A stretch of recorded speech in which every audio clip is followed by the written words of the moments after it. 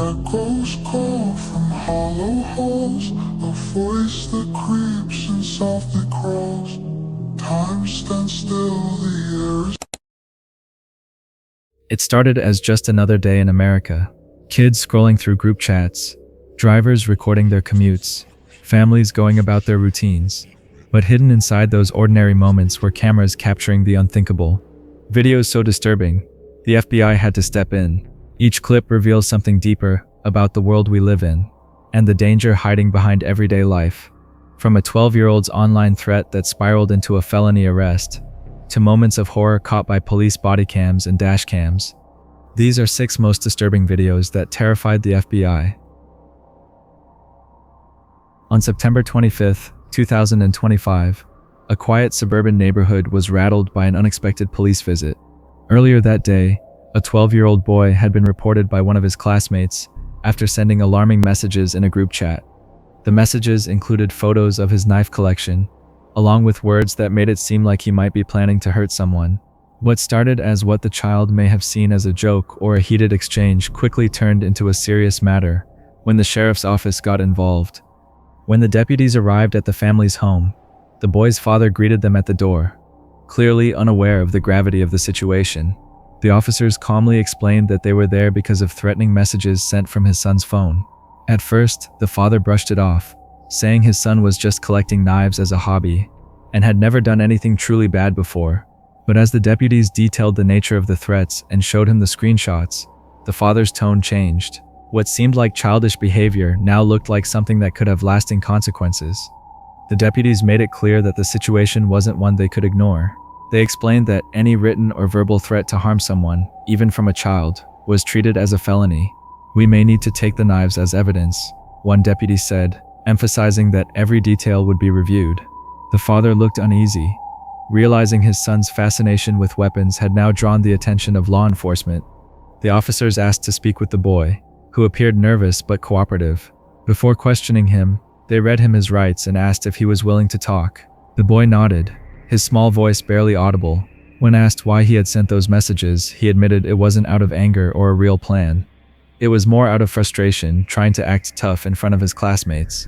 He said he never intended to actually hurt anyone. The deputy listened carefully, then explained that words like that carry serious weight in today's world, especially when they involve schools. The officer tried to keep a gentle tone but didn't sugarcoat the truth.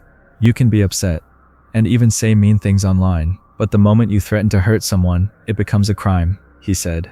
The boy nodded again, glancing nervously at his parents. When asked whether he ever intended to bring the knives to school, he firmly said no. Still, the deputies explained that the threat alone was enough to warrant action. They then spoke privately with the parents, informing them that due to the seriousness of the threat, the boy would likely be taken into custody for processing at the Department of Juvenile Justice. Anything terroristic, or even if you're going to say you're going to harm, like, someone. Our supervisor, he wants us to make an in-person arrest, where he's probably going to go to DJJ tonight. The mother's voice cracked as she pleaded for understanding, insisting her son didn't mean any harm. One of the deputies assured her that this wasn't about punishment, it was about safety and teaching accountability. The father sighed deeply, trying to absorb everything. He was told his son would be transported to a local resource center, where juvenile cases were first reviewed. There, professionals would assess whether he would stay overnight or be released later that day. "It's more of a scare straight kind of place," one deputy explained, hoping to ease their fear. "He won't be in a cell, but he will have to go through the intake process and learn from this experience." As the time came to handcuff the boy, his mother's composure broke. She hugged him tightly, whispering reassurances through her tears. "You made a mistake, but we'll fix it. Me and your dad are here," she said, as the officers gently guided him toward the patrol car. The boy looked frightened, but remained quiet, staring at the ground as he was led away. At the station, officers spoke kindly to him, explaining each step so he wouldn't panic. They told him he wasn't going to a traditional jail, but to a center where counselors and juvenile officers would talk to him and help him understand the seriousness of what happened. During the car ride, one officer tried to make conversation, asking about his hobbies and reminding him that what he says online can have real consequences. "You have to be more careful," he said softly. "The internet remembers everything." 2 days later, after being released from juvenile custody, The boy's father returned to collect him. While reviewing the messages on his son's phone, he discovered something that hadn't been clear before. The other student in the chat had also made threats. One message read that he would come find and fight him. The father was frustrated, realizing his son wasn't the only one who had crossed a line. He contacted the sheriff's office, asking why the other student hadn't been held accountable as well.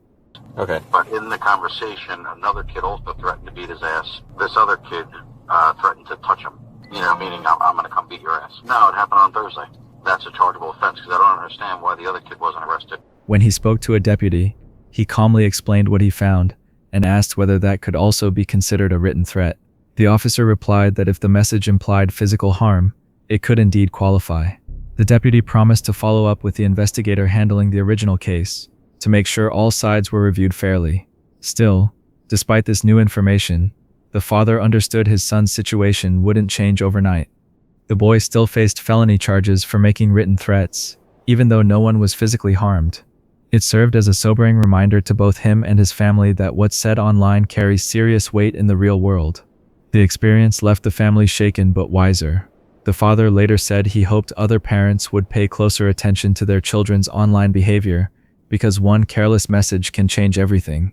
That night, as the boy sat quietly in his room, the knife collection that once fascinated him was now locked away as evidence. The glow from his phone screen, once a source of entertainment, felt different now. What he learned in those few days would stay with him for a lifetime, that even words typed in a moment of anger can have real and lasting consequences. Before we go any further, I just want to ask you for a small favor. If you're enjoying the video so far, please give it a like. And if you haven't subscribed yet, now's the perfect time. We are pushing to hit 200,000 subscribers before the year ends.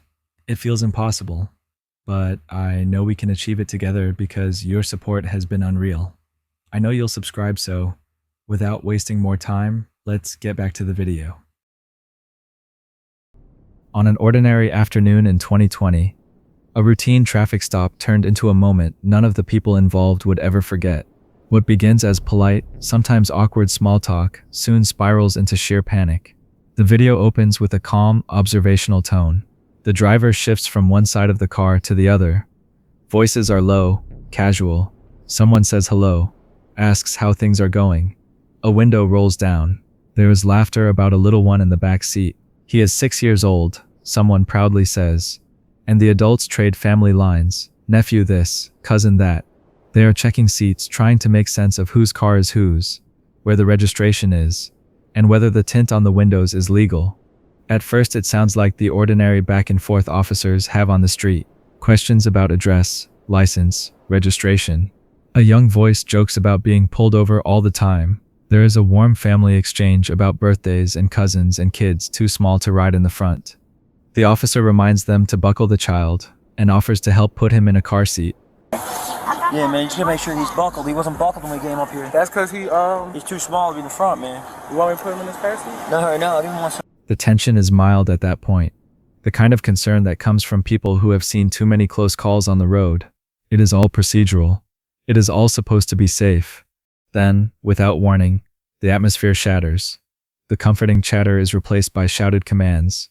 Something, or someone, off camera changes everything. A voice yells shots fired. The sound is short, sharp, and immediately incomprehensible. Panic replaces casual banter. The person filming or speaking into a radio becomes a guide, a lifeline, calling for aid and telling people to move. There is an urgency to the words now that did not exist a moment before. Phone calls are dropped into frantic conversation. A mother is spoken to on speaker. Someone tells a small child to come, to move, to grab the phone. Hands are everywhere, holding, guiding, trying to keep a child safe amid the chaos. What makes this clip unbearable to watch is the presence of the child through it all. The little one is still in the car when the shots ring out. That reality turns this from a law enforcement encounter into a rescue scenario. Voices overlay with the crackle of radio transmissions. Medical instructions come through. Check the child, move him, show your hands.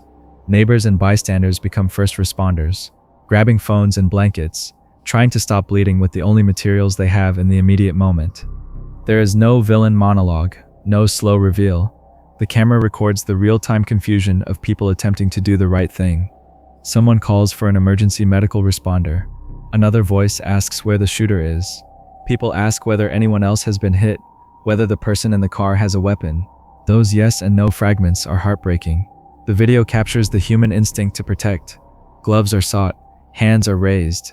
Someone repeats, get down, stay down, be still. There is a focus, not on blame but on care. That shift is what anchors this footage in a way that haunts long after the screen goes dark. We hear repeated attempts to locate addresses, to confirm identities, and to find out whether a license is valid. Names are offered, sworn on, and disputed. The sort of bureaucratic detail that mattered a second earlier collides with the primal need to help a child who may be hurt. The call and response of authority and family is interrupted by sudden catastrophic violence. The recording preserves those last safe moments before everything changes, and then it records the scramble after the violence begins. The result is rare because it shows how normal life can break in a single heartbeat. The clip also shows how quickly ordinary people can become extraordinary. Neighbors who had been on their way to a party transformed into caregivers.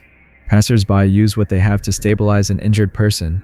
Someone holds a phone so a family member can hear a voice, to comfort or to direct. Bystanders speak calmly at times, loudly at others, but always with focus on the child. In those minutes, the video captures courage without grandstanding. There are no heroic speeches. There are only practical actions, hands that move, voices that instruct, a communal will to protect whoever is vulnerable in that car.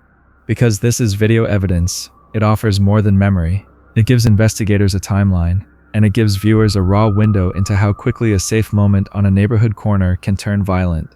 It forces us to reckon with a reality many of us avoid thinking about, that safety can be shattered in an instant, and that there is little warning when ordinary minutes become emergency minutes. It is also a reminder of how important bystander intervention is, how much difference a couple of calm hands and rapid thinking can make.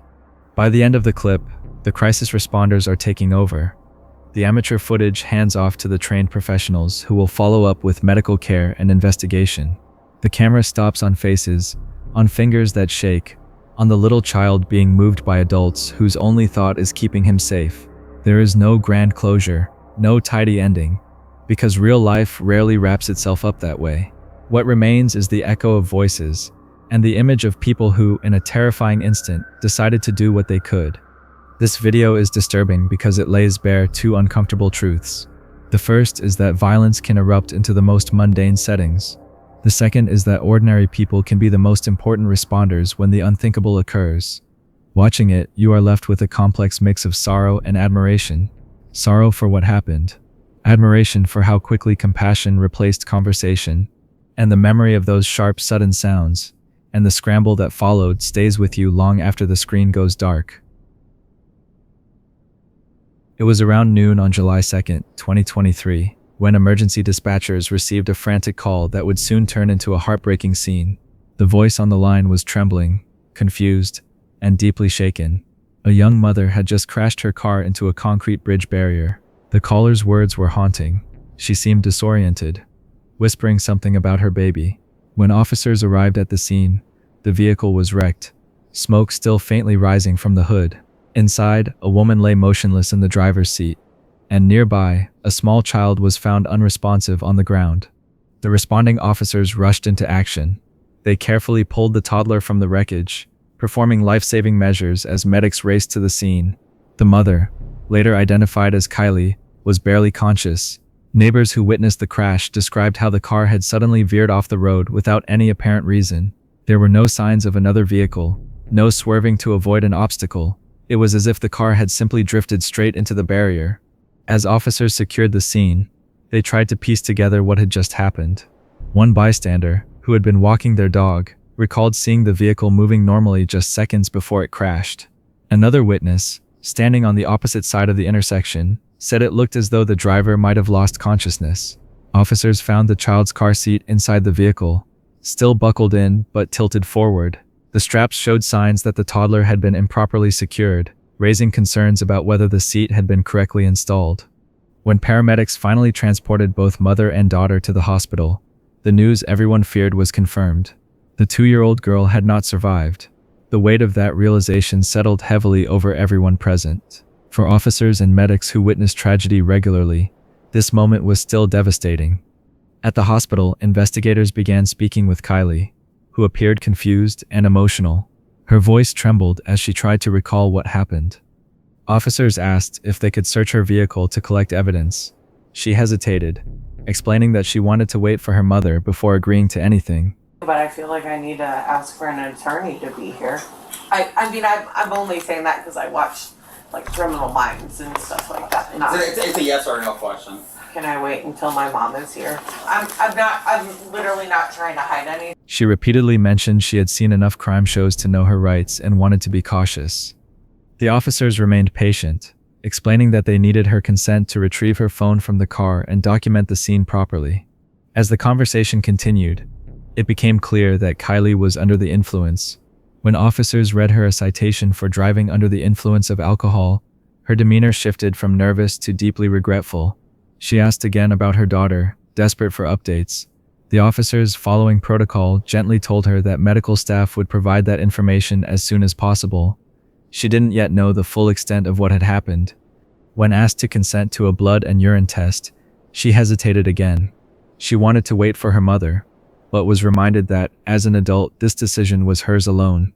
Realizing the seriousness of the situation, she finally agreed. Do you consent to a blood and urine draw? I'm waiting until my mom gets here. I'm not trying to be difficult. So this isn't up to your mom, okay? This is up to you as an adult. The medical team conducted an initial blood draw for their records, a routine procedure after such incidents. That preliminary test showed a blood alcohol level of 0.4, a dangerously high number, far above the legal limit. The officer calmly explained that this level indicated severe impairment, and that even though lab-confirmed results might vary slightly, anything above 0.8 was considered illegal. The officer also explained that following her treatment, she would be taken into custody and transferred to the county jail for processing. It wasn't an unusual procedure, but in this case, it carried heavy emotional weight. Kylie listened quietly, her voice breaking when she spoke of her ex-husband. Mentioning that he too had faced serious legal troubles years earlier, she seemed to understand what awaited her and accepted it with a quiet sense of resignation. After the medical evaluations were completed, Kylie was formally charged and transported to the local detention center.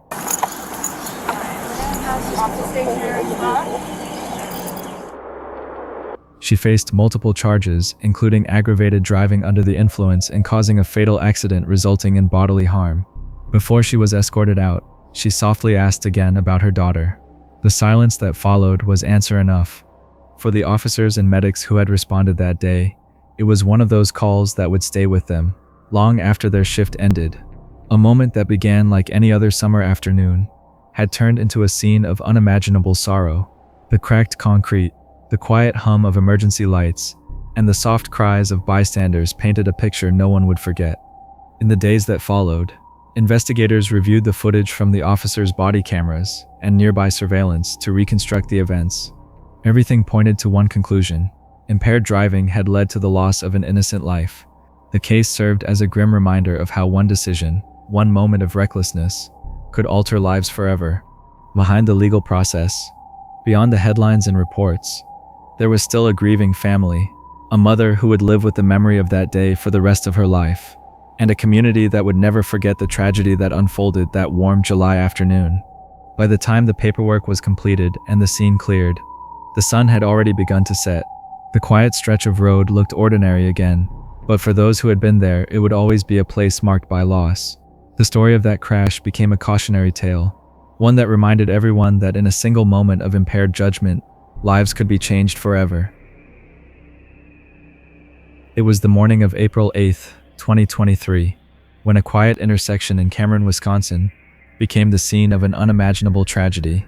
What began as a simple traffic stop would end in heartbreak and shock for an entire community. Officer Emily Brienne Bach was on routine patrol when she noticed a vehicle that seemed oddly familiar. It belonged to 50-year-old Glenn Perry, a man known to local law enforcement for troubling reasons. Earlier that day, a sheriff's captain from Barron County had sent out a warning to nearby officers. Perry's mental health had been declining, and he had reportedly grown hostile toward law enforcement. The email urged caution, noting that Perry was armed and carried an active warrant for unpaid child support. Recognizing the potential danger, Officer Bach didn't approach his vehicle right away. Instead, she radioed for backup. Within moments, 23-year-old Officer Hunter Scheel arrived at the scene to assist. Together, they decided to make the stop on the edge of town, where there would be fewer civilians around in case things escalated. As they approached the vehicle, their body cameras captured what happened next. Without warning, Perry stepped out armed with a rifle. The sound of gunfire erupted almost instantly. "He's got a rifle." Shots fired. Bach shouted into her radio as chaos unfolded. Within seconds, both officers were hit. Officer Scheel fell to the ground, his final transmission calling for urgent help echoing through the radio system. He's got a rifle. He's got a rifle. Shots fired! Shots fired!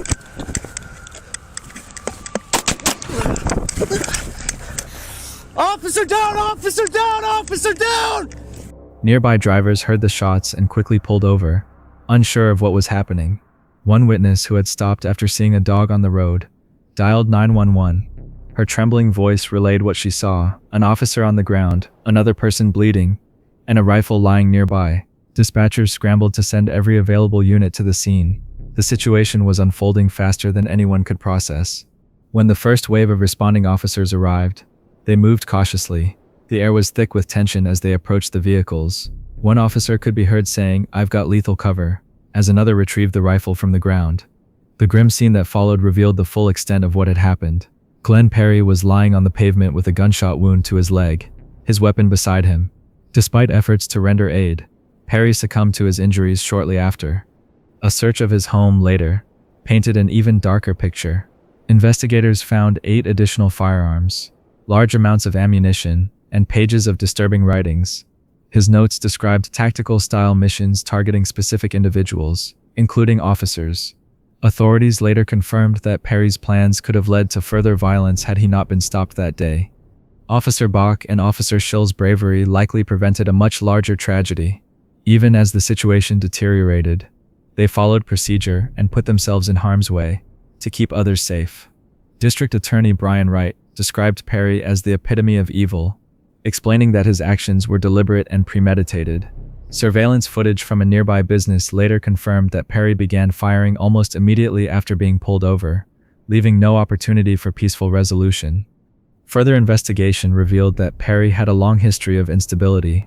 Back in 2011, he had been civilly committed for mental health reasons, temporarily losing his right to own firearms. However, once that commitment expired, his rights were reinstated. In the weeks leading up to the shooting, Perry's behavior had become increasingly erratic. He had expressed extreme anti-police sentiments and claimed that a higher power had given him the authority to defend himself against law enforcement at all costs. The day before the shooting, another warning had circulated among officers, urging extreme caution when dealing with Perry. Sadly, those warnings would prove to be prophetic. When he was finally confronted, his hostility reached a breaking point. In the aftermath, the small community of Cameron was left mourning the loss of 2 courageous officers. Fellow law enforcement agencies from across Wisconsin gathered to pay their respects. During memorial services, officers stood shoulder to shoulder, united in grief and solidarity. Many who attended had never met Emily or Hunter, but felt compelled to honor their service and sacrifice. One mourner explained, "They wore the same uniform that protects me and everyone else. The least I could do was be here." The heartbreak was especially heavy for those who knew the officers personally. Friends described Emily Bach as compassionate and brave, someone who believed deeply in her duty to protect others. Hunter Scheel, just beginning his career, was remembered as kind-hearted and dedicated, a young officer full of promise whose life was cut far too short. As the investigation concluded, the district attorney's report highlighted the officers' actions as heroic. Their decision to delay the traffic stop until Perry was outside of town likely saved many lives.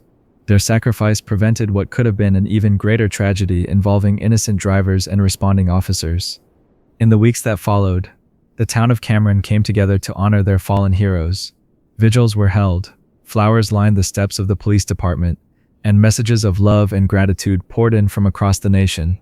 Though the pain of that day will never fully fade, the courage displayed by officers Brian Bach and Hunter Scheel continues to stand as a powerful reminder of the risks law enforcement officers take every day. Their legacy lives on, not only in the hearts of those who knew them, but also in the renewed commitment of their fellow officers to protect and serve, no matter the cost. In the early morning hours of February 18, 2022, a call came through to the Wisconsin State Patrol and the Grand Chute Police Department. The voice on the other end sounded shaken. A woman reported what she believed was a shooting on Interstate Highway 41. When officers arrived at the scene, they found her car riddled with what appeared to be small bullet holes. She was trembling but physically unharmed. The responding officer gently reassured her, asking if she had been injured. She said no, though she was visibly shaken. The officer examined the vehicle closely and noticed 9 small impact points along the side. He leaned in, observing the damage more carefully. "These don't look like regular bullets," he said. "More like a BB gun or something small caliber." He suggested they drive to the nearby police department, where they could continue their conversation in safety and warmth. She agreed, still in disbelief that someone had randomly targeted her car on the highway. At the station, officers reviewed her statement. The woman described the suspect vehicle as a bronze-colored car with no license plates and dark-tinted windows. She remembered seeing a distinct emblem on the back before it sped away. That small detail gave investigators a lead. The Wisconsin State Police teamed up with the Traffic Management Center to search through hours of highway surveillance footage. Their goal was to locate the mysterious car and identify the direction it had taken after the incident. By cross-referencing timestamps and traffic feeds, officers managed to spot a bronze sedan leaving the highway shortly after the reported attack. They tracked the route to a nearby neighborhood and began searching the area. Within hours, they located a vehicle matching the description, parked outside a residential home. 2 men were seen standing near it. One of them started the engine. Just as police approached, officers initiated contact. Keeping calm but observant, they noticed what appeared to be a revolver-style handgun mounted on the wall of the garage. When they asked the man in the car, later identified as Travis, if he had any weapons, he admitted to having a gun in his vehicle. That admission immediately heightened the situation. The officers asked him to step out for questioning. Travis appeared uneasy and impatient. He explained that he had to get to work and didn't understand why the officers were detaining him. When they presented him with a consent form to search his vehicle, he hesitated. "I don't even know what this is about," he said nervously. The officers told him it was his choice whether to give consent. After reading through the form, he decided not to allow a search. The officers respected his decision and prepared to pursue a search warrant through legal channels. As procedure required, they asked Travis to step away from his vehicle while they secured the scene. He complied but seemed increasingly anxious. When asked if he had anything illegal on him, he said no and permitted a quick pat-down. Soon after, Travis was placed in a squad car while officers continued their investigation. They photographed a receipt from his vehicle, which later turned out to match a series of unusual ATM transactions connected to third-party machine errors during the pandemic. This information helped confirm his recent movements that day. Back at the station, Travis was questioned but remained mostly silent, claiming he had no idea what was going on.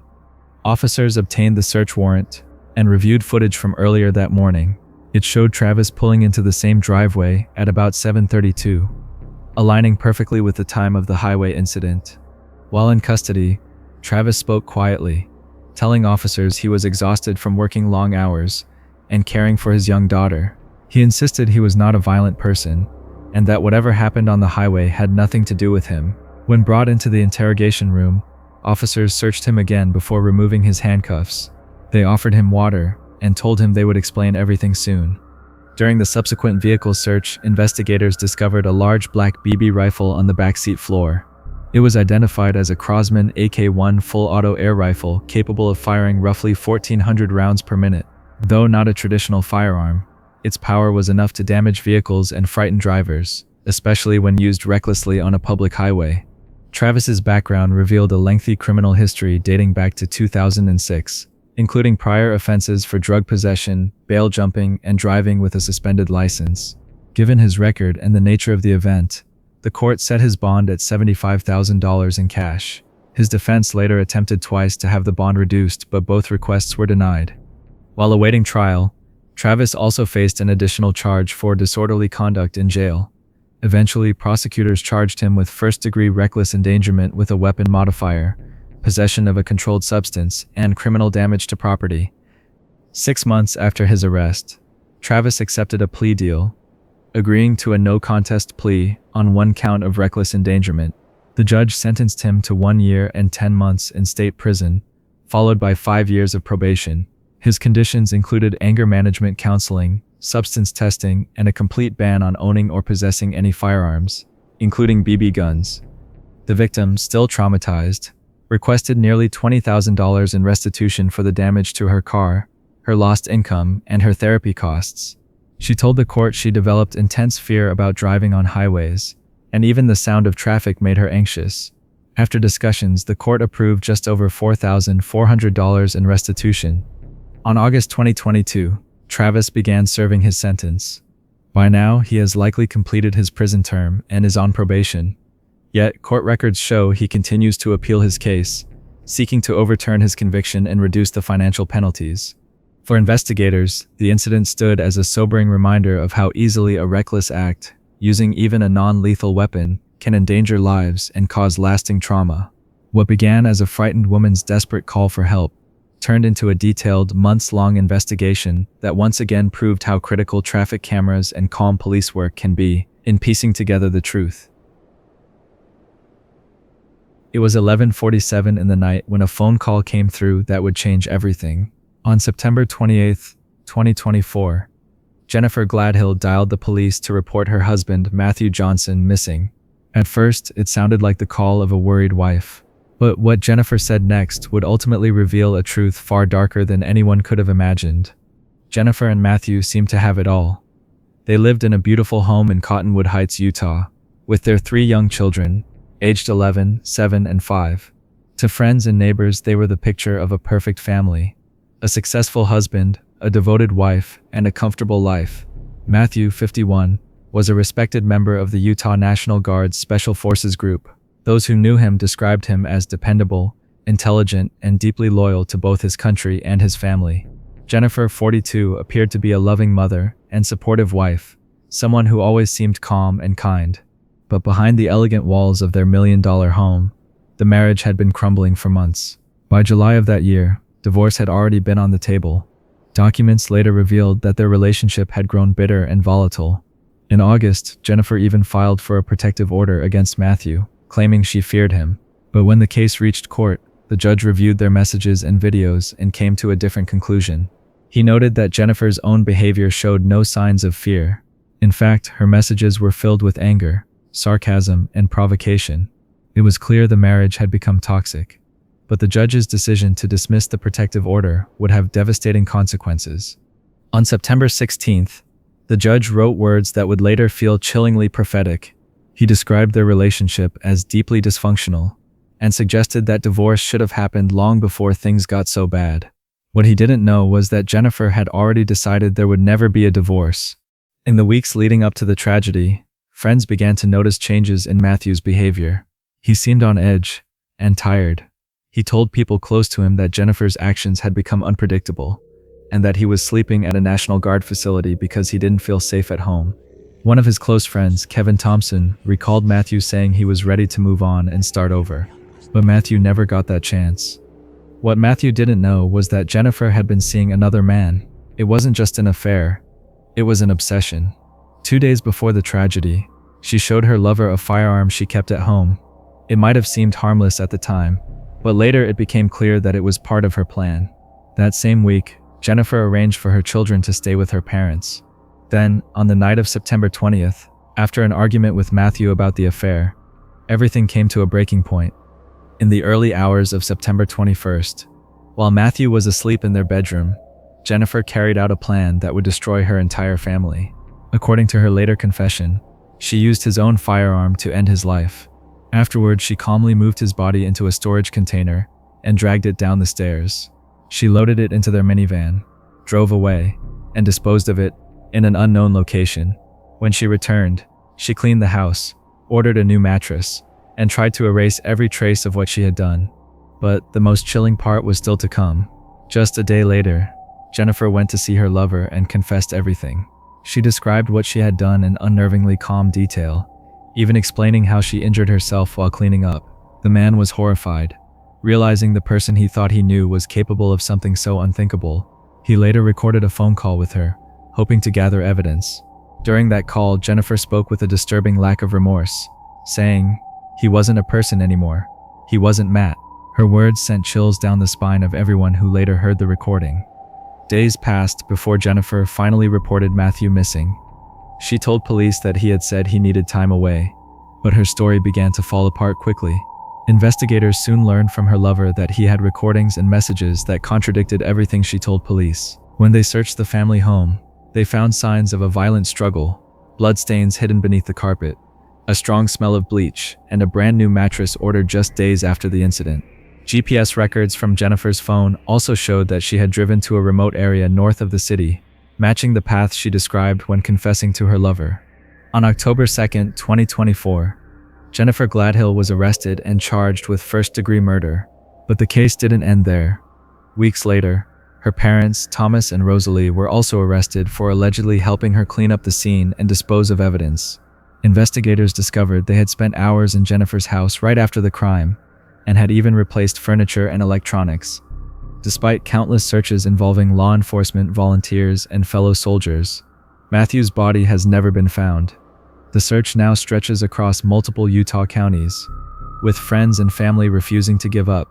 Matthew's loved ones say they are haunted by the thought of not being able to give him a proper resting place. Jennifer continues to maintain her innocence, pleading not guilty to all charges. She remains in custody awaiting trial, facing charges that include murder, obstruction of justice, and tampering with evidence. Prosecutors revealed that she once told her lover she would rather end her own life than go to prison, a statement that further convinced the court to deny her bail. Adding to the complexity of the case is a $500,000 life insurance policy in Matthew's name, with Jennifer listed as the beneficiary. The court has since frozen the funds until a final verdict is reached. Her trial is scheduled for December 8, 2025, and is expected to last just over a week. As the date approaches, the community waits anxiously for justice. For many, the hardest part of this story isn't the crime itself, but the 3 young children left behind. Children who lost both parents in one night, one to violence, and the other to the choices she made. Matthew Johnson's family continues to hope that someone will reveal where his body is buried, so they can finally bring him home. Until then, his friends and fellow soldiers search the mountains and fields of northern Utah, looking for any sign of the man they called brother. And while justice may one day be served in court, nothing can restore what was lost that night. Somewhere in the quiet expanse of Utah, Matthew Johnson rests in an unmarked grave, his story a haunting reminder of how love, betrayal, and greed can unravel even the most seemingly perfect lives. And that brings us to the end of this episode. If you found this video informative, make sure you hit that subscribe button and turn on notifications so you never miss what we drop next. We cover stories like this almost every day, and trust me, you don't want to be left behind. If you can't wait until the next upload, there are more videos popping up on your screen in just a few seconds. Click one and keep watching. Until then, take care. I'm out.